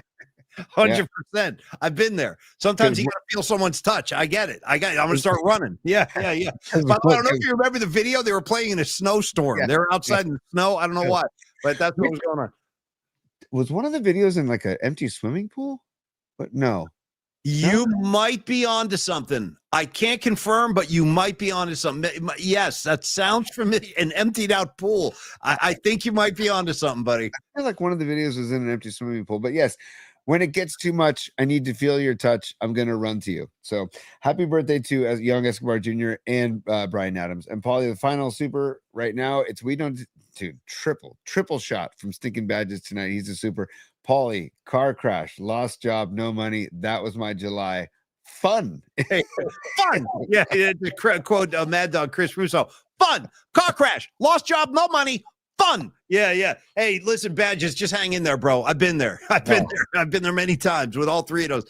Hang in there. You're going to be fine, man. Make it to the Christmas party. I'll take it from there. All right. Go listen to Round the Wheel, the song by String Cheese Incident, Round the Wheel. It's all about the roller coaster. Been spinning around the wheel of life, and I made one more night is one of the lyrics. It's like, well, if we're going to endorse any kind of round song, may I humbly submit Round and Round by the Great Rat Gang. Tony, out on the streets, that's where we'll meet. Okay, buddy? You got me? Yeah. Out on the streets, that's where we'll meet. Yeah. All right. Anyway, Tony, Los D and Flex Funding. He's part of the Rat Gang by association. He is part of the Rat Gang, whether he knows it or not. You know what's awesome, by the way? Los D will be at the Vision benefit tomorrow night in Mill Valley. He's going to be at our table, and I look forward to hanging with Los D. Look forward to hanging with Creative Tony. Forward to hanging with Don Peralta and family. And hopefully somebody will win the last ticket, and we'll be sitting at the table. I hope so. Okay, Tony, Los D, the man with the financial plan, as we've been saying for months and months now. You know, Los D has been a great friend to us. He has been a great supporter of the show. He's one of our beloved sponsors, and I like to read reviews from some of his satisfied customers to kind of relay the message instead of just hearing it from me every time. So this one comes from Christina, who says, here's what she had to say about working with Carlos. She said, quote, I had the pleasure of working with Carlos de la Fuente on a reverse mortgage purchase transaction, which was a first for me. So right there, that's a pretty terrifying and daunting place to be. A reverse mortgage purchase transaction. Like, oh my God, I'm already getting nervous. But from the very beginning, Carlos de la Fuente demonstrated exceptional communication skills and also provided clear and timely updates throughout the process. I highly recommend his services. That's just another satisfied customer there. And I like to share those reviews because Carlos, listen, this is a guy who's been in the game for over 25 years. And I say this all the time, whether it's Dr. Young or Carlos, when it comes to like money matters or your health or your dental health with Dr. Young, I want somebody with 25 years of experience, if I may say so. I really do. I don't want the kid right out of accounting school. I want a pro.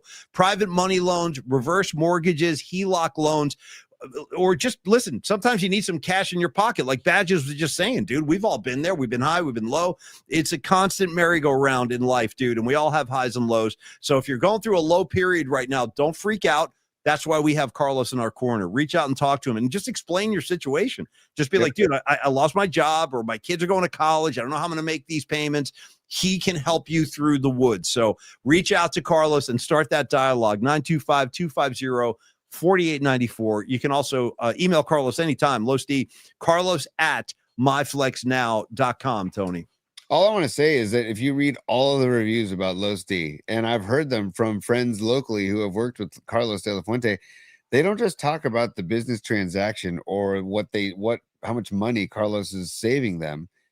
They talk about the man, the person, the friend, the person who is focused on relationships, the person who's showing true, sincere consideration and care for the person and the relationship, and that's what should matter the most. And that's why we are partners with Los, is because of the person he is and the person that we trust. And that when we talk about your finances and about your like such a big of an investment as your home, that you want to deal with somebody that you respect and trust, and that's Carlos de la Fuente. So again, one more time, 925-250-4894, and email Los, although the phone call is recommended over the email, but if you can, email Carlos at myflexnow.com.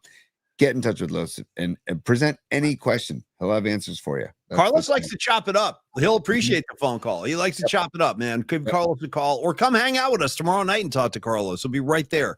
Very easy guy to talk to, and you will not regret that. You will thank us in the long run. So thank you, Los D, and we will see you tomorrow night. All right, Tony, last thing I want to hit tonight, and we're not going anywhere before we give Dr. Young some love on the way out too. He's next. So we're gonna hit them all tonight. I got something for you too. So you go and then I'll go. Do you want to go first? I got no priority here. If you want to go, bring it to me. Well, yeah, I've got a sound teaser to bring us into it. If you and also just first of all, just remind everybody about the show. The rules are there ain't no rules. Okay, we haven't played Crater Face in a while. And second of all, Paulie, I just want to segue to this. If you need a beer, grab a beer. Is that what you were going to go to as well? You read my mind. Yes, I wanted to talk about Bruce Bochy coming back to the Giants, and what I'm seeing and what we're all seeing would be in an advisory role. I love that. I freaking love that. I think it's perfect. I'll go first on this. Listen, yes, am I partial to Bruce Bochy? Hell yeah, dude. Hell yes, I'm partial to Bruce Bochy. He is one of the listen, we've met a lot of really interesting people in our careers, Tony and I, and all of us in the media game, all of us at KMBR and so on. I've gotten to meet some pretty amazing people. Jim Brown, you know what I mean? Like to name one, Jim Nance. But Bruce Bochy kind of separated himself from the crowd. He treated me like family, treated Murph like family. And he's just a great human being. I don't know what else to say. And he delivered 3 World Series titles in a 6-year window. Yeah, he's cool with me, man. So, but all that aside, like the personal stuff aside, I love his baseball brain. He knows how to win big games. He knows what it's like on the big stage when the lights are on. And he generally is at his best. I mean, the fact he pulled a Tom Brady, dude, leaves San Francisco and wins another freaking World Series. I mean, that is incredible. He's going right to the Hall of Fame. And when you consider a guy like Vitello, who has no pro ball managing experience, yeah, I want Bochy around to answer his questions and bounce ideas off of. Hell yes. How do you feel about the idea of Bochy? It's not done. It's not a done deal, but it sounds like it would be an advisor role. I totally support it. How do you feel about it, T? Stevie B on the chat is stealing my thunder because it's queuing up your favorite Van Hagar song. Give me the best of both worlds. You know what I mean? Yeah. Play, play, play, play, play, play, play, play. I'm like, what did they do? Cut Eddie's nuts off here? Like, what's going on with Eddie Van Halen? Like when Hagar joined the band, dude, he's coming at me with this blip, blip, blip, blip, blip, it. Blip, blip, blip, blip on keyboards. I'm like, what? Who? Where? They cut his nuts off. I'm like, I don't know what's going on. Get Dave back in the band immediately. Anyway, that's just me complaining. Go ahead. Sorry. Tip of the cap for the career of Sammy Hagar. But what's the died and go to heaven and come around to be born again? Oh, yeah. I'm with you. You don't have to die and go to heaven. Dude, I don't even know what that is. Is that Best of Both Worlds again? Yeah. Dude, right. well, how about this, dude? One day I turned on my TV. Rags and I used to riff about this years ago because I always felt like when David Lee left the band, like I left the band too. I'm like, I'm going with Dave until you get the guitars turned back up. I can't help you. And dude, at one point I turned on the TV. I don't even know the name of the track. And it was like a video with Eddie Van Halen walking around stage with a drill, a power drill. Zzz, zzz. I'm like, what the F is going on with Van Halen? Do you remember that, dude? The drill? I'm like, what is this S? You know? Anyway, yeah. I'm like, you got the best guitar player on the planet. Now he's playing a drill. I can't do what the place has got to offer because we may never buy whatever it is be here again. Anyways, but the point being, pound cake, dude. That's it, dude. Get the F out of here with pound cake. Wow. Come on, man. You tell me we went from everybody wants some to pound cake. Come on. Come on, you guys. Sorry. I have very strong opinions when it comes to Van Halen. Sorry. No, of course, man. And dude, again, credit to Hagar's career. And the guy's still going, by the way, mid-70s, still going. Joe Schmo goes, I need more power drill, actually. Give me more. Yeah. I don't need any electric tools. By the way, Dubs, 118, 114, 14 seconds left. Kings are up. Come on. What is the song? That's like dreams. Oh, that's what dreams are made of. I'm like, what, dude? It's a whole thing. It just bummed me out. But anyway, go ahead. What were you going to say about your wings? Yeah. Sorry. How about this? How about this? When they started going with this, dude, and then you hear the play, love comes walking in. Some kind of alien, dude. Get the F out of here with all of it. The one song that I will give props to is Finish What You Started. Good track. Respect. Yeah. Yes, good track. Good harmony by Michael Anthony. Great guitar playing. Yeah. Right. I know. Sorry, total Van Halen, Van Hagar diversion. And I got very emotional just then. Once I thought about that drill, I was like, oh man, yeah. Yeah. Well, you could go Whitney Houston. I get so emotional every time I think of you, Paulie. Shout out again. Well, like we said this months ago, but Billy Squire, Emotions in Motion. Tony, go ahead. Yeah. You got me that one. You got me.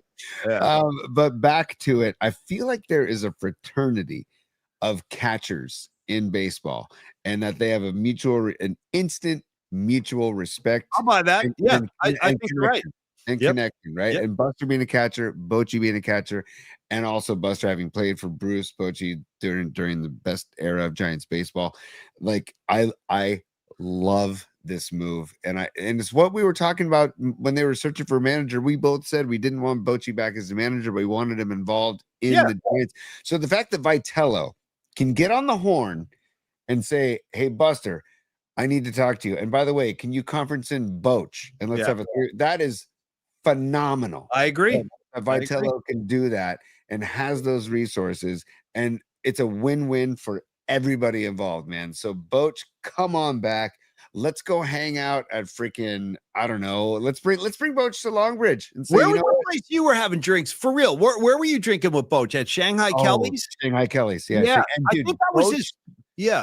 And the wasn't it Flan? No, well, Flan was there too, but it was the big lefty pitcher for the for the Yankees. Who? Oh God, Big who's that? lefty pitcher. Big lefty, big David Wells. David Wells. Dude, David Wells rules. I've talked to him a couple days. He's a great guy. Yeah. Great guy. David Wells. But David Wells and Bochy are tight, and so the three of them were in the back booth. Oh, that's it, dude. That's only a matter of time before the cops are going to get involved with that threesome. Those guys, somebody got in trouble that night, guaranteed. Flan Boch and David Wells. Look out. Look out. It was the full on. It was the full on. If you need a beer, grab a beer.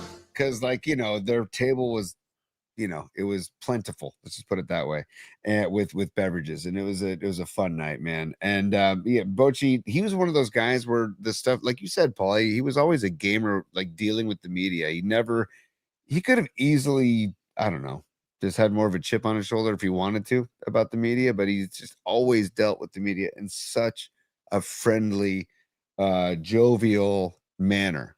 And I don't know, the fact that he's back in the mix, bring it, let's go. Couldn't be more thrilled, honestly. 100%. And I love your answer. And just think about it this way, Giant fans. Again, like Tony said, he's not the manager, but he's a valuable resource, man. Yeah. A very, very valuable resource, as is Buster, as you just said, Tony. So, all right, let's do this. Let's give Dr. Young some love, and then we can wrap up the procession tonight. And we'll be back for a high noon tomorrow, and then to the Gift Division Gala tomorrow night, and hope to see one of you PMPers up there, because as you know, PMP and Ain't Easy presents the 2025 Holiday Frolic. I love that, Escobar. I really do. Remind me of that again when we get closer, because I might forget, and I love that. Okay. You know what I want to mention to Dr. Speaking of drills, dude, if Eddie Van Halen can go on stage with a drill, can I go on stage Saturday with this? Are you getting that at all? Yes. I'll be like, ladies and gentlemen, this is my Eddie Van Halen tribute.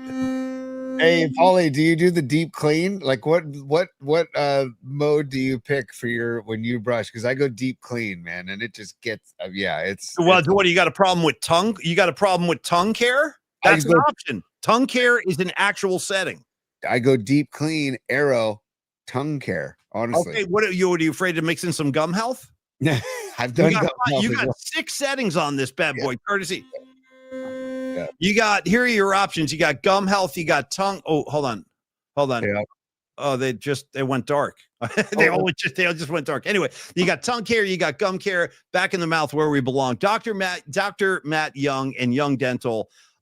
Can't say enough good things about this guy. Hopefully, Dami, have you called Dr. Young yet? He's waiting for your call, buddy. Don't sleep on Dr. Young. My kids and wife are about to go see Dr. Young, so they're getting involved and they're getting the mix. And my wife has Guardian insurance, and we were unsure if Dr. Young would takes Guardian. He says, of course, yes, we take Guardian. He takes most insurances, so check him out, seriously, because I'm very excited for my wife Megan and my son Dom and my daughter Olivia to get involved with Dr. Young. And Dr. Young, I texted him, he said he's very excited to have them come in. So he's all about taking care of, again, it's a common thread with all of our partners. They're about the care and relationships, you know, and they're good people. They're really good people. So that's why we're involved with them. Hey, listen, and I want to know, I'm going to ask Dr. Young this, Tony, while I demonstrate and point with my Phillips toothbrush, is after Thanksgiving, will Dr. Young forgive you for eating that tofurkey? You have to work all that out of your mouth now. There's a lot of tofurkey like leftovers, and I can't have them clogging up your gums. I can't have it. He'll forgive me if I floss correctly. And Joyce, one of his assistants, whose money, she was like, dude, you need to floss better. She's like, you need to get rid of the quote bad dudes in your mouth. So she says, and this is the PSA from Dr. Young and the Young Dental Group to all of you out there, floss. If you're bad dudes, she said, get rid of the bad dudes in between your teeth, because she says they hide out, and then it's bad bacteria, and it's bad for your heart. It's bad for cardiovascular health. You guys would be surprised. I learned a lot about that too. I learned, for example, a tooth infection can kill you. How do you like that? It can freaking kill you. And by the way, when you say bad dudes, I feel like I wouldn't be doing my job properly if I didn't at least shout out Donna Summer and Bad Girls. Bad girls, talking about the bad girls. Shout out Donna Summer. That's one of Gene Simmons's exes. The very long line of ex-girlfriends of Gene Simmons. She's on the list. Yeah. Wow. By the way, final Dubs lose 116-121. And S-Wong on the chat. Thank you for the update on that. I saw that, and I also saw it on the TV here. Bonte is leading the post game right now.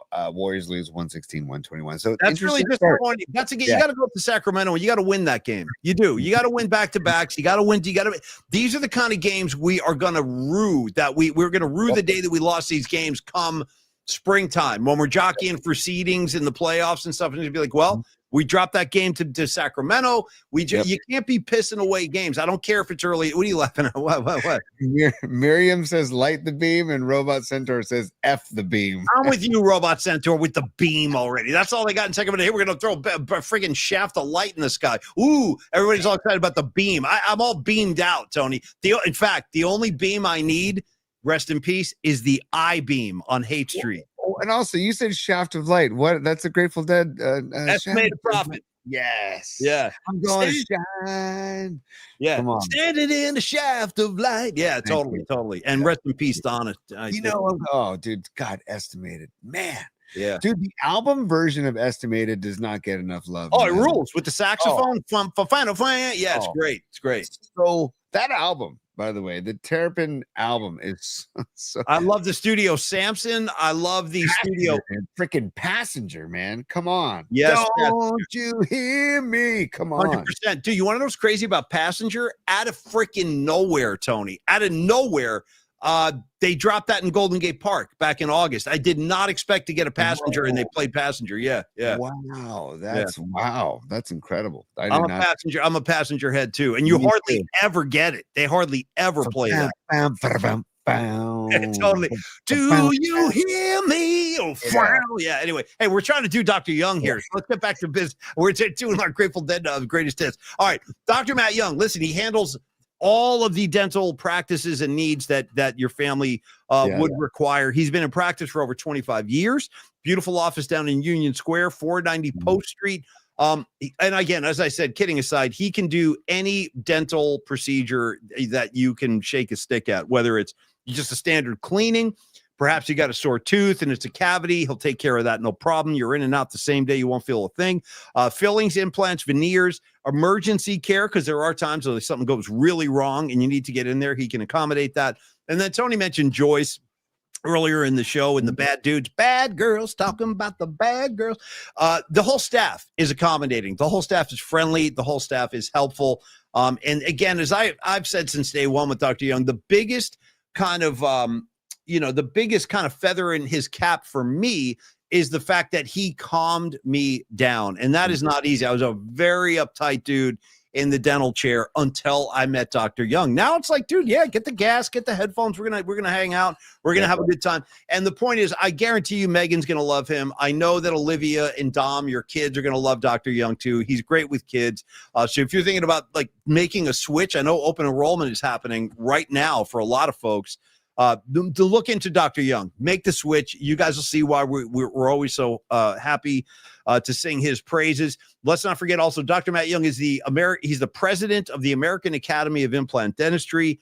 And you can, again, as we did with Low Steve tonight, just look up on Yelp at the literally thousands of positive reviews Dr. Young has garnered over there. So check him out for yourself and you'll see why we are such big fans. Give him a call, 415-392-8611. Or you can shoot Dr. Young an email anytime and book an appointment and just ask a question, info@youngdentalsf.com, Tony. And don't forget about the hours. I want to reiterate the hours.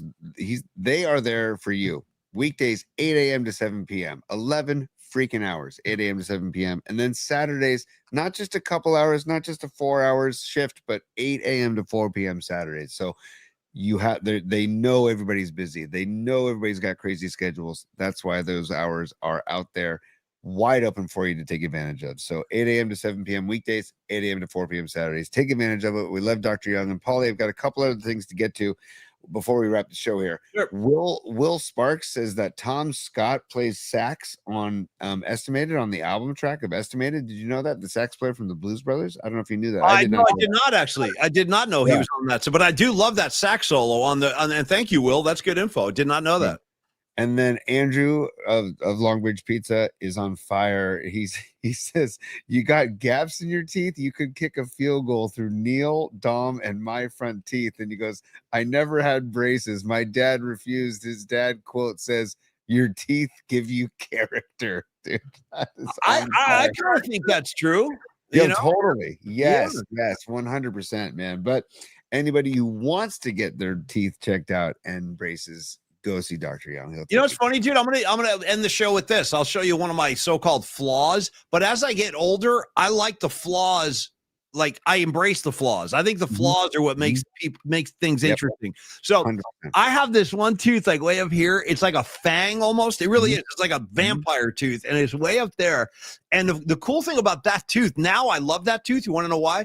Because Bruce Springsteen has one of those too. When you see Bruce screaming in some song, like he screams a lot when he's singing, like you'll see his fang start to show. And I'm like, yeah, dude, me and Bruce, we both got the fang. So anyway, I embrace my fang. The flaws are okay, but what he can do is improve your smile tenfold and make your teeth, like, look at how much whiter my teeth are now. And Tony's too, dude. White, man. Absolutely, man. 100%. And Paulie, on the way out, we have to play the Biscuit Lady. We have to play Oh, Taste that's the right. Biscuit. Last act. Okay, final act of the night. This one's for you, Miriam. Cue it up. Miriam, Yeah, let's do it. let's just enjoy. The vibes are strong here with the Biscuit Lady. Yeah. It's been a while since we played her. Rags, I don't know if Rags is still in the chat. He might. He's right there. Oh, he's watching. Oh, good. I hope I didn't piss you off, Rags. I love you, buddy. I think there's a solo coming up. We got to give love to the Casio, the Casio keyboard solo. Stand Go by. ahead. Go ahead. Go ahead.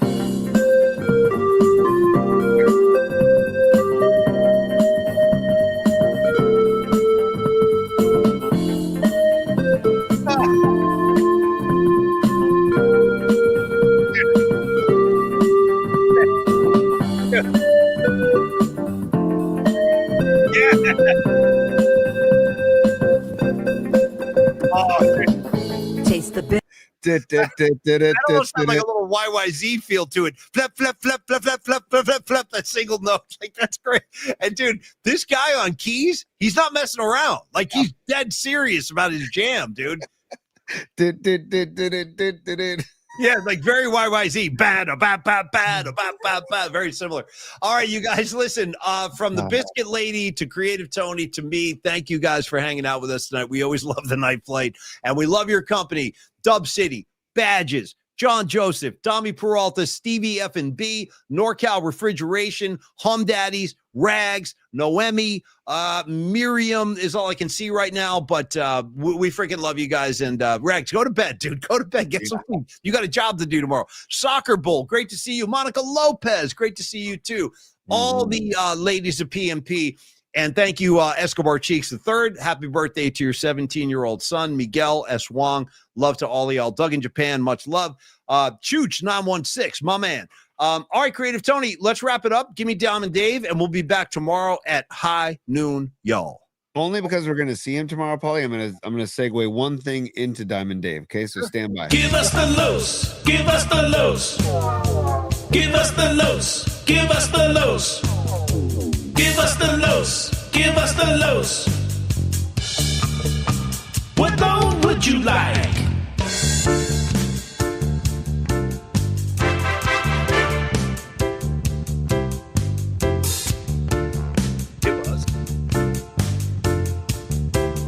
Give us the loose.